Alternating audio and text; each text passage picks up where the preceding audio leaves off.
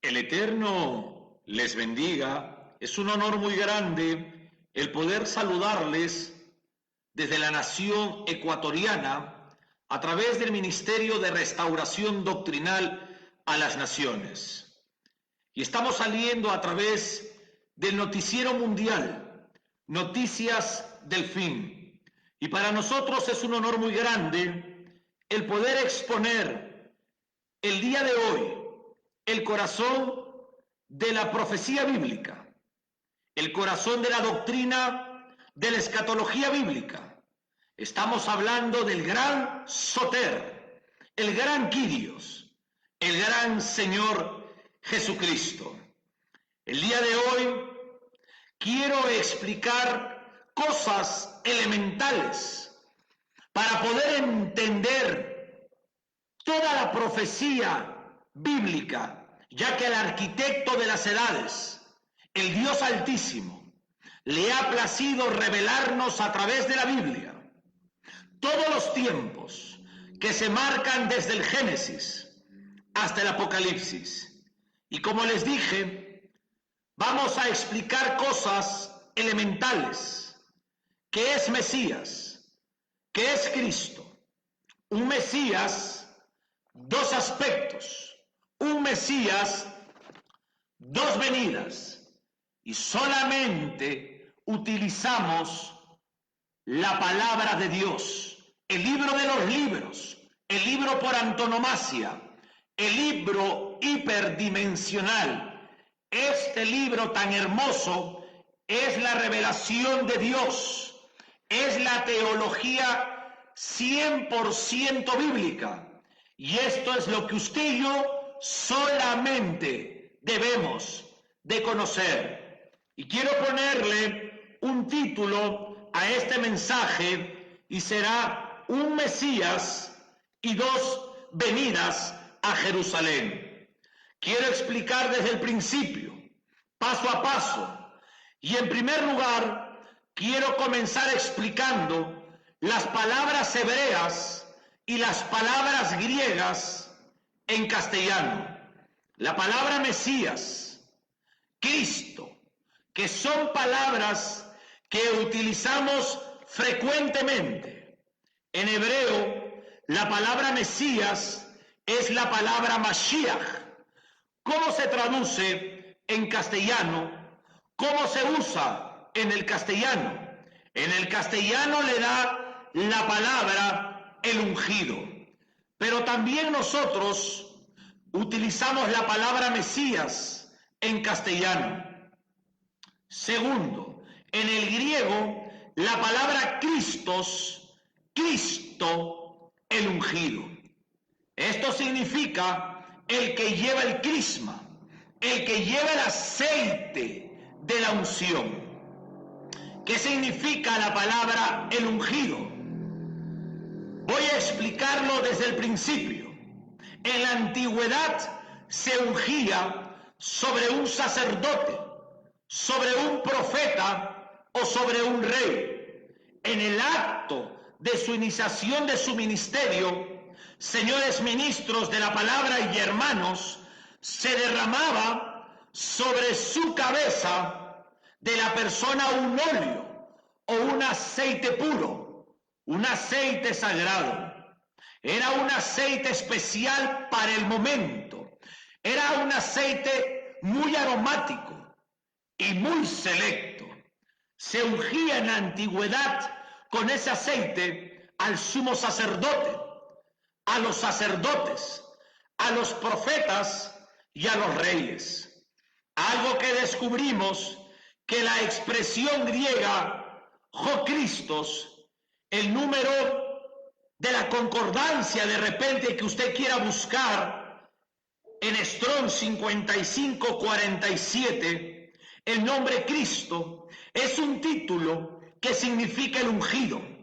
La palabra griega Christos, que es la traducción de la palabra hebrea Mesías, Mashiach, ambas provienen de verbos que significan ungir con aceite sagrado. Por lo tanto, como títulos, tanto Mashiach ojo Cristos, el ungido en la lengua española. Voy a leer en el Evangelio según Juan, capítulo 1, versículo 41. Voy a leer honrando la Trinidad eterna. Este halló primero a sus hermanos, Simón, y le dijo: hemos hallado al Mesías, que traducido es el Cristo. El término Mesías es una transliteración de un adverbio hebreo o arameo que significa el ungido. Se deriva de un verbo que significa ungir y que corresponde, mire qué importante, a una acción que forma parte de la consagración de una persona a un oficio o a una función especial. En el Antiguo Testamento, señores pastores, señores maestros de escuela devocional y señores evangelistas, hermanos en general que nos escuchan en el mundo entero, en el Antiguo Testamento, el término Mesías se usaba para los profetas, y eso lo habla Primera de Reyes, capítulo 19, los sacerdotes, Levíticos 4, y los reyes, Primera de Samuel, capítulo 24. Todos ellos fueron ungidos con aceite, símbolo que indicaba que todos habían sido escogidos por Dios para sus respectivos cargos.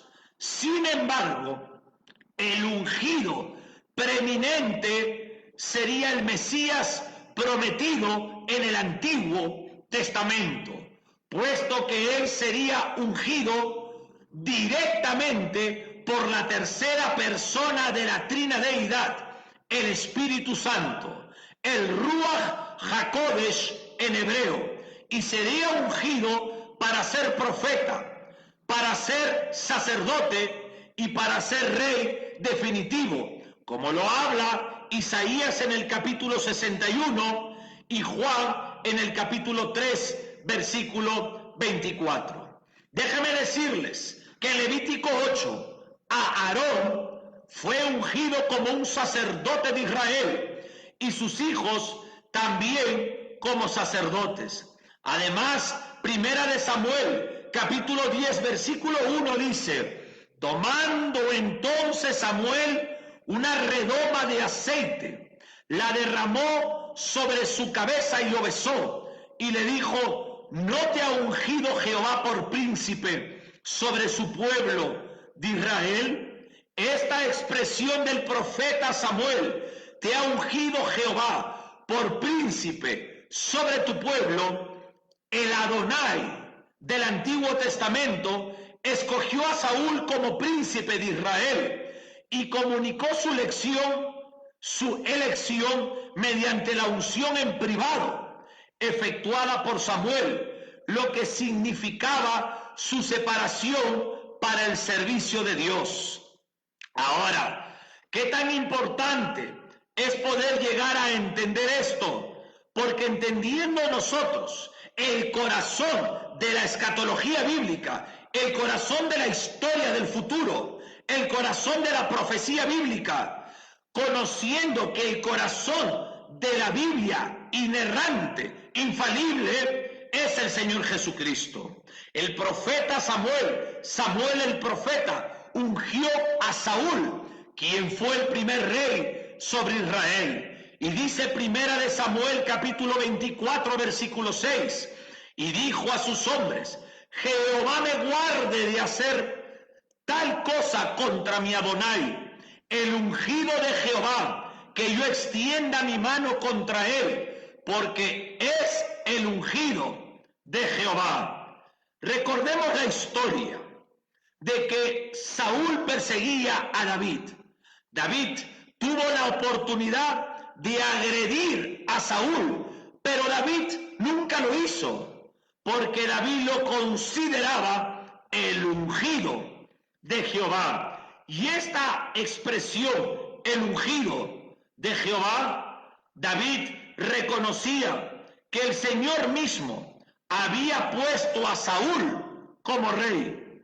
Así, el juicio y la eliminación de Saúl tenía que dejárselo al Señor y no tomar venganza por las manos de David.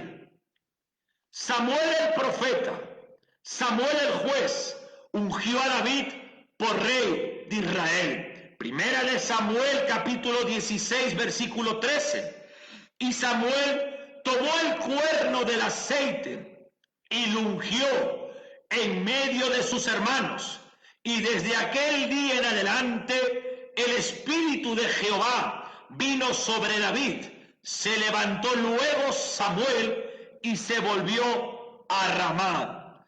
Cuando dice la expresión, lo ungió en medio de sus hermanos, la primera unción de David tiene lugar delante de su familia, en su casa.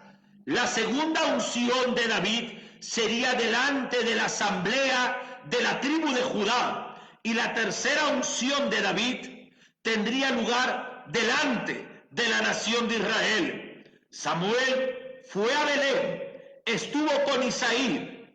Isaí le mostró a todos sus hijos, pero el designado por el Eterno fue el hijo más pequeño. Samuel, un verdadero profeta de Dios, ungió en aquella oportunidad a David por rey de Israel. Un dato interesante es que Elías, el profeta, ungió a Eliseo para que sea profeta y para que sea su sucesor. Es por eso que Primera de Reyes, capítulo 19, versículo 16 dice: a Jehú, hijo de Nimsi, ungirás por rey sobre Israel, y a Eliseo, hijo de Safat, de Abel-Mehola, ungirás para que sea profeta en tu lugar. Cuando usted lee la historia maravillosa de Israel, vemos a muchos ungidos. Además, desde los escritos de Moisés, pasando por los profetas, pasando por los salmos, se vino anunciando la venida del Mesías, el Mashiach, el ungido, el Cristo, el Hijo de Dios, el Señor Jesús, el Kyrios, el Maestro Divino. Hubieron en la antigüedad varios ungidos, pero iba a venir el ungido de Jehová, iba a venir el Mesías. Este ungido de Jehová sería el perfecto enviado de Dios, sería el perfecto profeta, sería el perfecto rey y sería el perfecto sumo sacerdote. El ungido, el Mashiach, el Mesías de Israel, Hamashiach en el hebreo, Jo-Cristos en el griego, el Mesías, el Cristo en nuestro castellano. Él iba a ser el capacitado para hacer esa función. Él iba a ser el idóneo, el honrado, el que tenía la honra de serlo. Él iba a ser el distinguido, el capacitado plenamente para sus funciones. ¿Quién? El Mesías de Israel. Estamos hablando de la persona maravillosa del Señor Jesucristo. Y déjame decirles que este es el fundamento de la teología de la cristología. ¿Por qué Mesías? ¿Por qué Cristo? La respuesta es porque Él era el ungido del eterno Jehová. ¿Quién es el ungido del eterno Jehová? El eterno Mesías de Israel. Por siglos los judíos han esperado al Mesías. Pasó el tiempo y llegó el tiempo de los evangelios. Después del profeta Malaquías, el último profeta del Antiguo Testamento, pasaron 400 años que se llaman el silencio de Dios, y llega el tiempo de los evangelios. Llegó el tiempo entonces de la persona maravillosa del Señor Jesucristo. y quiero tratar de enfocar en la cultura judía el pensamiento judío. El primer pensamiento clásico judío enfocaba la espera del Mesías. Ellos tenían marcado pasajes mesiánicos del Antiguo Testamento, ciertas opiniones y ciertas reflexiones. Voy a hablarle de los pensamientos clásicos judíos antes del Señor Jesucristo. Y déjeme decirle que debido al fuerte contraste, la imagen del Mesías sufriente, descrito en el profeta Isaías, capítulo 53, y la imagen del Mesías Rey majestuoso de Isaías 11, Isaías 9, es un gran contraste. Es un contraste de imagen. La imagen de Isaías 53, donde relata al siervo sufriente, es la imagen del Mesías despreciado, desechado, vituperado y llevado al matadero. Y el otro aspecto, la otra imagen, es la del Mesías Rey, el Mesías majestuoso, el Mesías triunfante, que reinaría en gloria. Ante este fuerte contraste, déjeme decirle que tenemos que entender algo. Ante este fuerte contraste, algunos judíos en la antigüedad, antes del Señor Jesucristo, llegaron a pensar que vendrían dos Mesías. Uno sería el Mesías sufriente y lo identificaron como el Mashiach ben Joseph, el Mesías hijo de José. Y este sería el Mesías que sufriría, el Mesías rechazado y el Mesías que moriría. Según estos judíos, vendría después otro Mesías, Mashiach ben David. Este sería el Mesías hijo de David. Y este segundo Mesías sería el gran conquistador y el rey de justicia. Ellos, cuando miraban, estos judíos con esta clase de pensamiento, cuando miraban las escrituras del Antiguo Testamento, del Tanaj de los judíos, pensaban que esto era así. Y les digo que algunos rabinos llegaron a aventurar la idea que el primer Mesías moriría en batalla y el segundo Mesías, 40 días después, lo resucitaría y resucitaría al pueblo. Este era alguno de los pensamientos judíos de la antigüedad. Es por eso que es sumamente importante conocer la historia. Las escrituras nos enseñan que el Mesías vino y en su primera venida fue el Mesías de Isaías, capítulo 53, el siervo sufriente. Pero en su segunda venida nos enseña la teología de la escatología, las profecías bíblicas, que será el león de la tribu de Judá. En su segunda venida vendrá para reinar, será el Mesías triunfante. Amados hermanos, señores ministros que nos ven en el mundo entero a través del noticiero mundial de Noticias del Fin, es nuestro anhelo profundo que toda Latinoamérica regrese en este tiempo al cristianismo bíblico.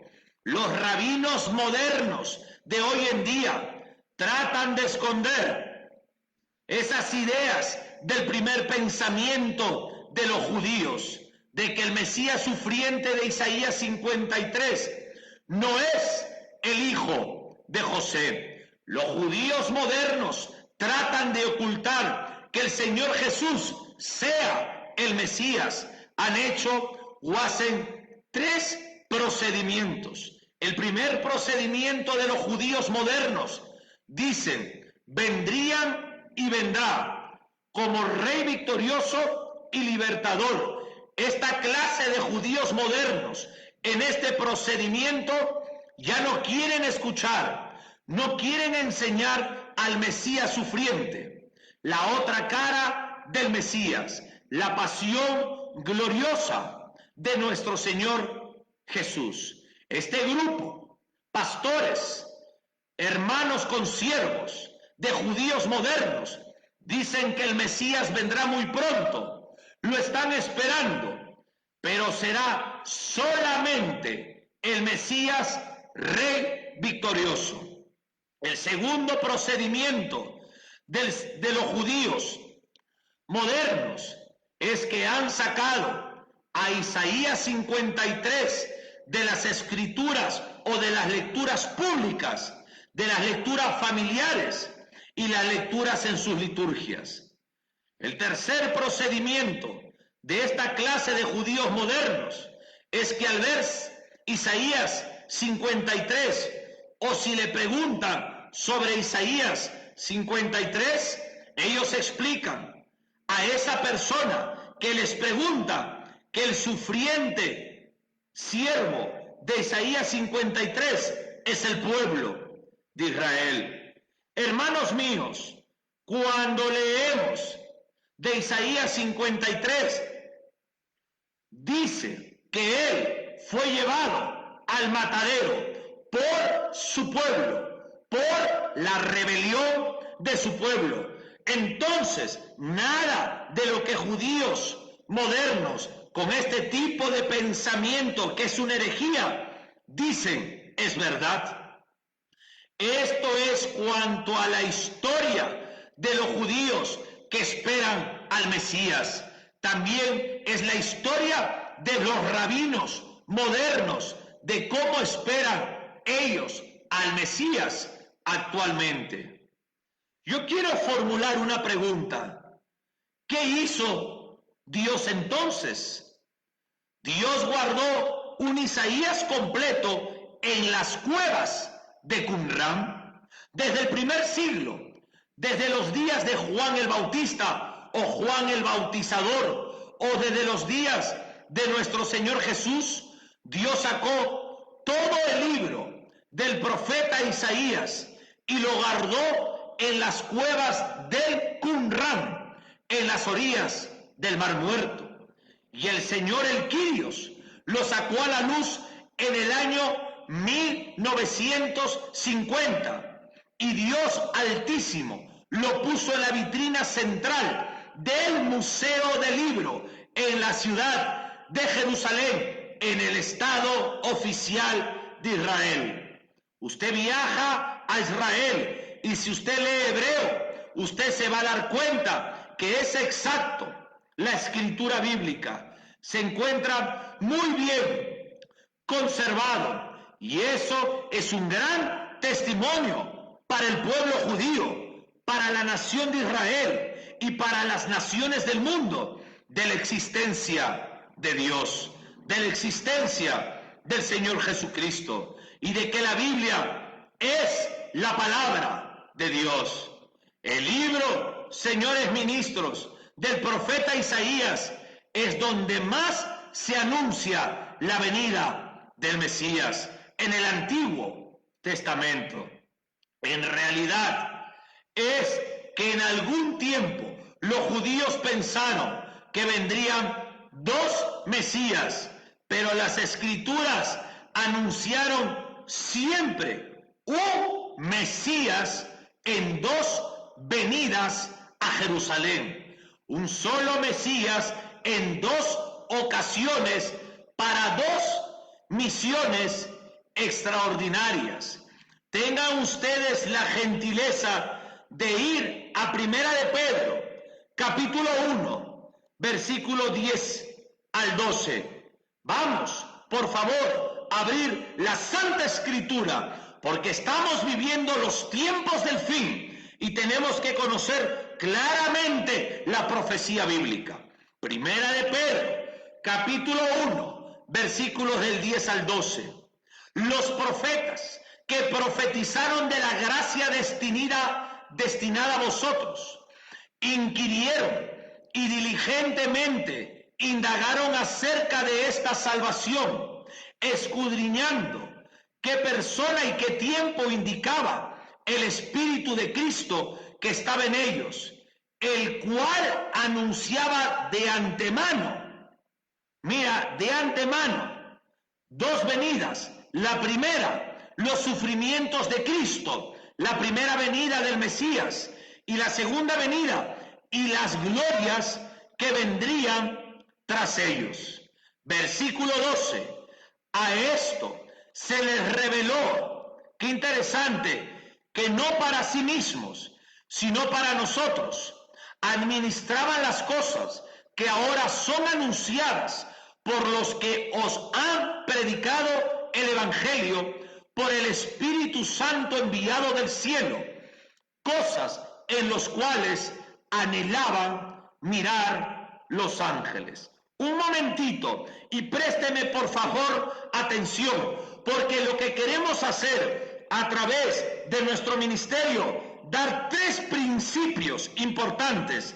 El primer principio, la excelencia doctrinal. El segundo principio, el respeto. Y el tercer principio, la humildad. Aquí el apóstol Pedro, hablando a judíos mesiánicos, a judíos cristianos, el lenguaje escritural es muy importante para tener una precisa hermenéutica. Déjeme leerlo. Pedro explica este punto de vista, que iba a venir un Mesías, el cual anunciaba de antemano. Ahí vienen las dos venidas del Mesías, señores judíos, señores rabinos. Dos venidas escritas. Primera, los sufrimientos de Cristo, y la segunda, las glorias que vendrían tras ellos. El apóstol Pedro, judío, escribiendo a judíos mesiánicos, escribiendo a judíos cristianos, en aquel entonces que escribió, inspirado por la tercera persona de la divinidad, la epístola de Pedro, para una audiencia original del tiempo del apóstol Pedro. Pedro escribe solucionando para siempre el problema y este gran dilema. El apóstol Pedro explicando de una manera sencilla, así como a nosotros nos queda tan claro, un Mesías, dos venidas. Su primera venida, como lo dice el apóstol Pedro, una venida para sufrimientos. Escuche el lenguaje, sufrimientos, plural. Y la segunda venida, las glorias que vendrán tras ellos. La primera venida, como cordero, se abrió el evangelio que la iglesia cristiana debe de predicar, el perdón de pecados. La segunda venida a Jerusalén está pendiente todavía. Esto corresponde al futuro, la venida de León de la tribu de Judá para implantar un reino eterno, pero en simbología apocalíptica durará 1000 años. Es por eso que queremos educar que el corazón de la profecía bíblica es cristocéntrica. Y usted, si no lleva la profecía bíblica cristocéntrica, es que con todo respeto no está alineando la profecía bíblica correctamente. Vamos a avanzar con esto del Mesías y el Cristo. Cuando vino, déjeme decirle, el cumplimiento del tiempo, el Maestro Divino, el Señor Jesús vino. Los evangelios nos explican cómo Él vino a la nación de Israel en cumplimiento a las promesas hechas a los patriarcas. En el libro del Evangelio según Mateo, usted puede leer 9 veces, mire, el término hebreo, Mashiach ben David. 9 veces dice Mesías, hijo de David. o Cristo, hijo de David. En ese mismo libro del Evangelio según Mateo, capítulos 26, 27 y 28, Él muere en la cruz, Él fue sepultado, Él fue resucitado, Él se volvió a ir. Y unos varones vestidos de blanco le dijeron a los judíos: ¿qué están viendo, israelitas? ¿Qué están viendo, judíos? A ese Mesías que vino como cordero va a volver a venir, pero como león de la tribu de Judá. En el mismo libro del Evangelio según Mateo aparece el mismo Mesías que sufrirá y morirá por nuestros pecados, como el hijo de Abraham, que sería sacrificado en la tierra de Moriah. Déjeme usted leerlo, por favor, y usted escudriñelo después. Vuelva a escuchar estas enseñanzas 100% bíblicas. Teología bíblica significa enseñar solamente la Biblia, la sola escritura. Mateo capítulo 1 versículo 1 dice: libro de la genealogía de Jesucristo, hijo de David, hijo de Abraham. Esto es muy importante porque el Mesías tenía que ser linaje de Abraham, linaje de David. En el libro del Génesis, capítulo 22, Dios le dice a Abraham: Abraham, en ti y en tu simiente, en tu semilla, serán benditas todas las familias de la tierra. Y en el Salmo 72 aparece una expresión similar del Señor Jesucristo como el hijo de David. Déjeme leerlo. En David, el rey, y en su simiente serán benditas todas las naciones y familias de la tierra. Por eso observamos que en el Evangelio, según Mateo, la línea desde Abraham, pasando por David hasta el Señor Jesús. Cuando nosotros leemos el Evangelio según Mateo, Mateo lo pone como si estuviera al revés: hijo de David, hijo de Abraham. Pero la pregunta es, ¿por qué el apóstol Mateo lo coloca así? Versículo 1, escuche el lenguaje: libro de la genealogía de Jesucristo. Notemos cómo lo pone: hijo de David, hijo de Abraham. ¿Por qué no dice mejor hijo de Abraham, que fue antes de David, y después dice hijo de David? ¿Por qué el apóstol Mateo, el escritor, invierte el nombre aquí? Cuando Mateo el apóstol dice que es hijo de David, está diciendo el que legalmente tiene derecho al trono de Israel. Cuando lo llama hijo de David, está recordando a los lectores uno de los pasajes más importantes de todo el Antiguo Testamento. Segunda de Samuel, capítulo 7. El Dios Altísimo prometió a David un trono eterno, una descendencia eterna, una casa que duraría para siempre y un reino eterno. Y esta profecía se cumple literalmente en la persona de Cristo Jesús. Jesucristo, damas y caballeros, es el único que podrá reclamar ese trono. Es el único que podrá decir legalmente: ese trono es mío.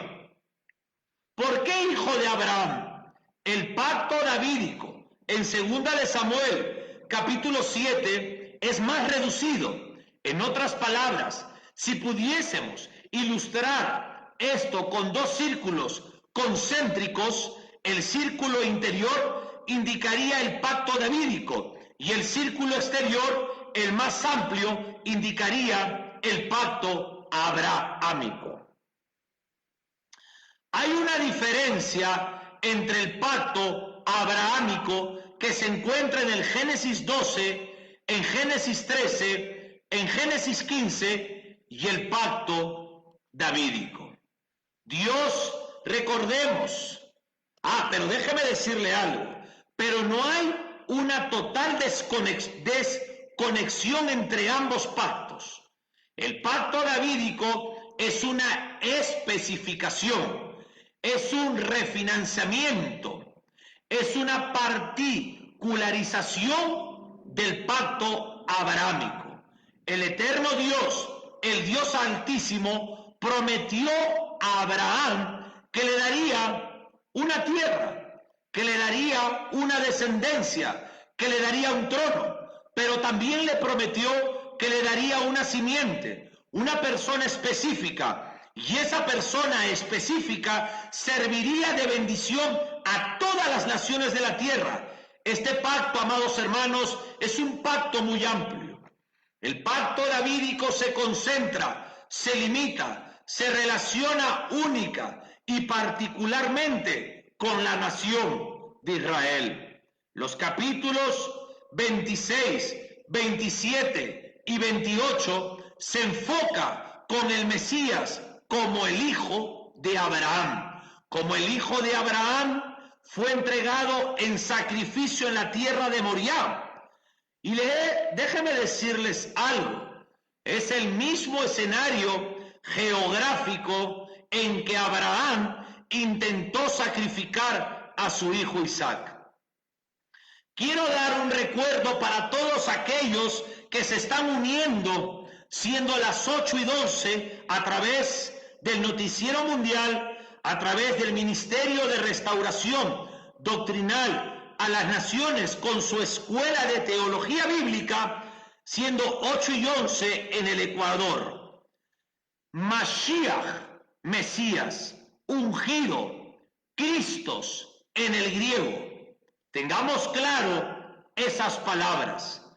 Fue anunciado desde Moisés, los 5 primeros libros, los profetas, los salmos, la simiente de Abraham, el linaje de Abraham, dentro de la simiente de Abraham, la nación de Israel, la tribu de Judá, dentro de la tribu de Judá, la familia de David, simiente de David. Ahí vendría para nacer de Belén, de mamá virgen, el Mesías de Israel. Un Mesías para 2 venidas, un Mesías para 2 misiones, 2 misiones extraordinarias.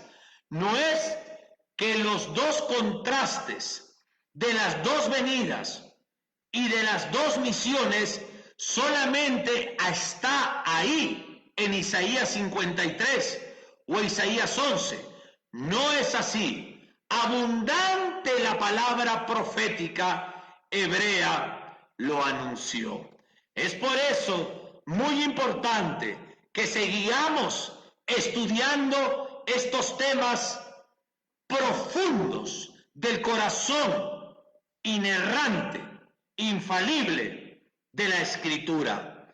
Voy a darles algunos pasajes que marcan las 2 grandes venidas y los 2 grandes contrastes y las 2 misiones. El profeta Isaías, capítulo 53 y capítulo 11. El libro de Isaías, amados hermanos, es un libro hermoso que se escribió aproximadamente hace 2750 años. Y el capítulo 53 es un capítulo glorioso. Y aquí encontramos muchos pasajes proféticos mesiánicos, más amplios y muy largos. En Isaías 53 lo presenta al siervo sufriente, lo presenta como rey y como siervo de Jehová. Dice, Él asombrará a las naciones cuando reine. Pero antes que diga esto, el capítulo 53 en su versículo, antes de este versículo dice: fue despreciado, desechado, humillado, fue llevado como cordero al matadero. Mira qué importante, ahí explica dos misiones, dos aspectos diferentes del Mesías de Israel. El Cordero que quita el pecado del mundo, porque dice que Jehová, su Padre, el Eterno, el Altísimo, cargó en él el pecado de todos nosotros. Profundícelo, Isaías 53.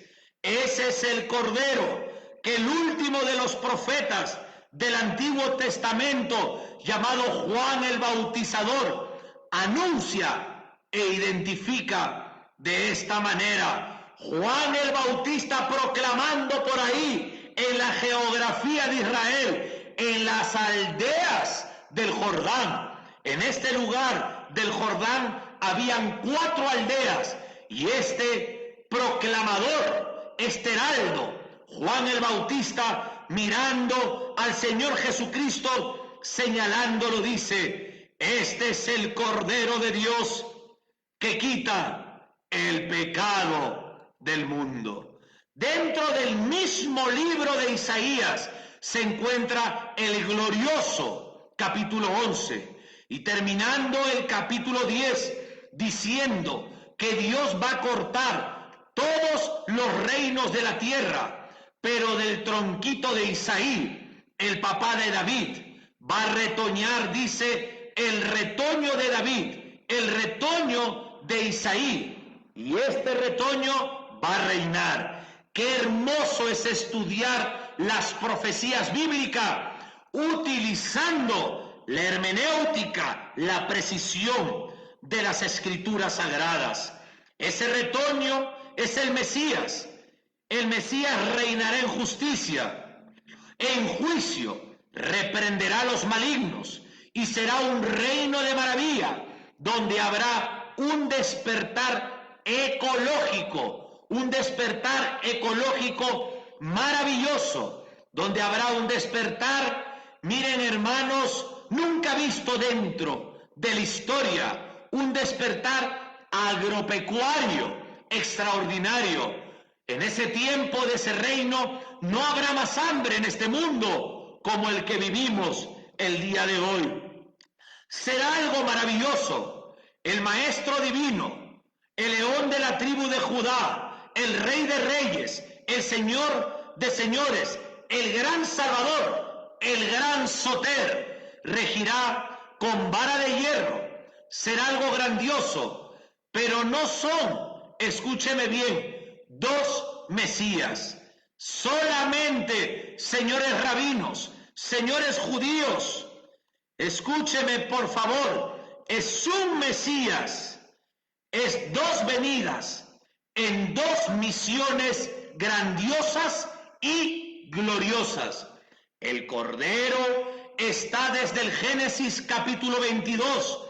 Desde allá viene el Cordero sacrificado en la tierra de Moriah, desde el Éxodo 12, desde la Pascua viene anunciándose la palabra profética, lo anuncia claramente, el Cordero de Dios que quita el pecado del mundo.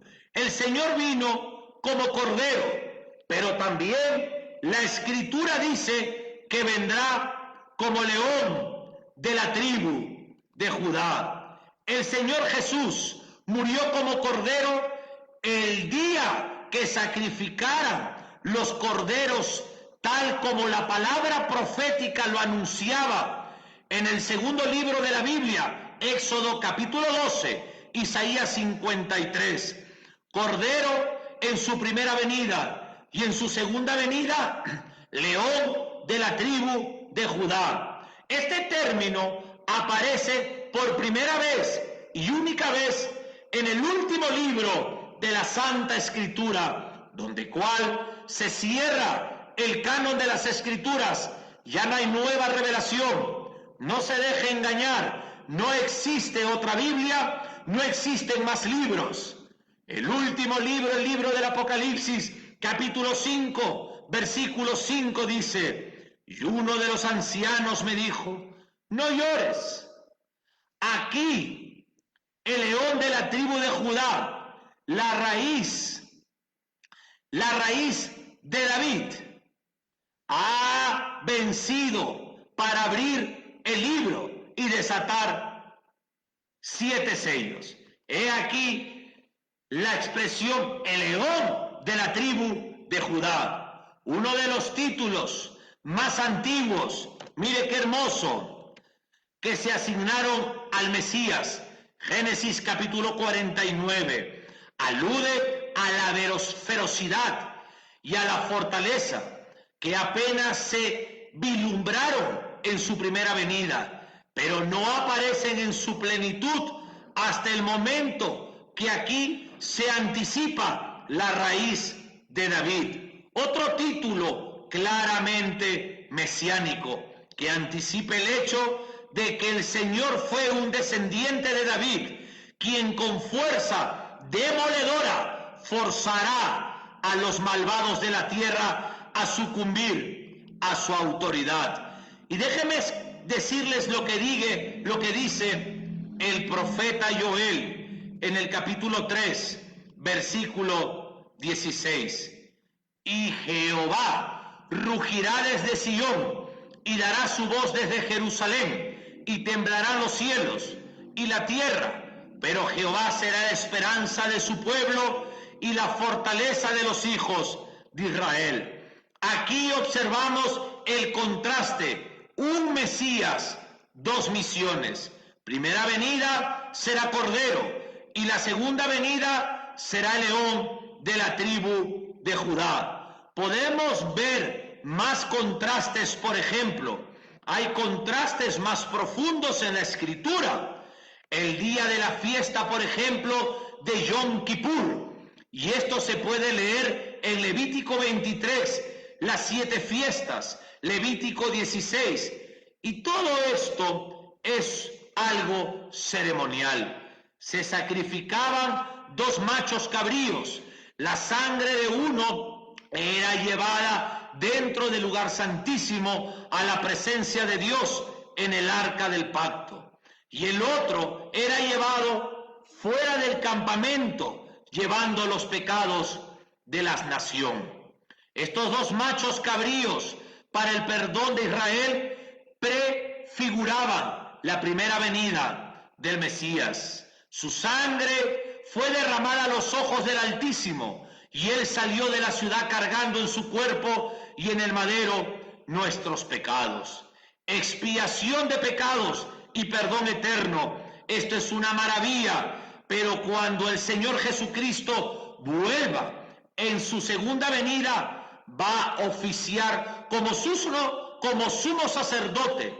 Entonces, ceremonial, el mismo ceremonial de Yom Kippur lo presentaba como los 2 machos cabríos de sacrificio, y también como el sumo sacerdote que ofrecerá el perdón al pueblo, sobre todo cuando regrese y perdone a la nación de Israel. Yom Kippur. Mire qué interesante. Quiero exponer o observar otro libro profético. Zacarías, el profeta Zacarías, un verdadero profeta. No se deje engañar por los falsos. Zacarías, al igual que en el libro de Isaías, dentro del mismo libro de Zacarías se presentan los 2 anuncios de las 2 venidas del Mesías. Zacarías capítulo 9, versículo 9. Alégrate mucho, hija de Sión. Da voces de júbilo, hija de Jerusalén. He aquí tu rey vendrá a ti, justo y salvador, humilde, y cabalgando sobre un asno, sobre un pollino, hijo de asna. Ahora, déjeme hablar un poquito sobre este versículo para realizar un exégesis sobre algo muy interesante sobre la cultura antigua. Rey, cabalgando sobre un asno, dice. A diferencia del conquistador Alejandro el Magno, este rey viene montado sobre un asno. Jeremías 17:25, lo cual se cumplió con la entrada triunfal del Señor Jesucristo a Israel, a Jerusalén. Los judíos debieron anticipar llegada de un hombre que descendía del linaje de David, según Samuel capítulo 7 o Primera de Crónicas capítulo 17. Pero ellos no se dieron cuenta de esto. Hay 4 elementos en este versículo que describen el carácter del Mesías. Primeramente, el rey. Segundo, es el justo. Tercero, él trae salvación. Y el cuarto, es el humilde. Y déjeme darles un detalle muy importante. Las personas piensan a veces que el Señor Jesús se subió a un asno para expresar humildad, pero hay algo encima de esta teoría o esta interpretación. Hay un detalle importante de excelencia doctrinal. Antiguamente, en el Antiguo Testamento, y los antiguos reyes se subían a un asno, porque el asno era una expresión de realeza, de nobleza.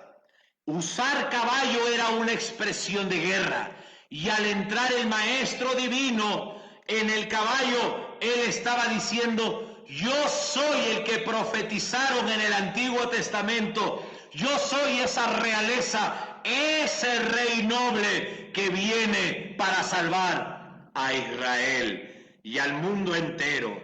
Pero además Zacarías 14 anuncia que el Señor regresará y entrará por Jerusalén y pondrá sus pies sobre el monte de los olivos, y el monte de los olivos se abrirá en el medio y entrará a Jerusalén y será rey sobre toda la tierra. Señores ministros y hermanos míos, es un honor muy grande el poder haber expresado el corazón de la profecía bíblica.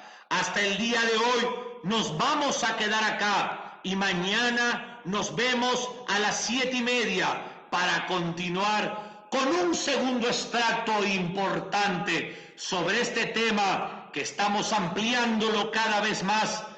El corazón de la escatología bíblica, el corazón de la historia del futuro, el corazón de la profecía bíblica. Para mí es un honor el poder haberme acercado a usted. El Dios Altísimo les bendiga y los guarde.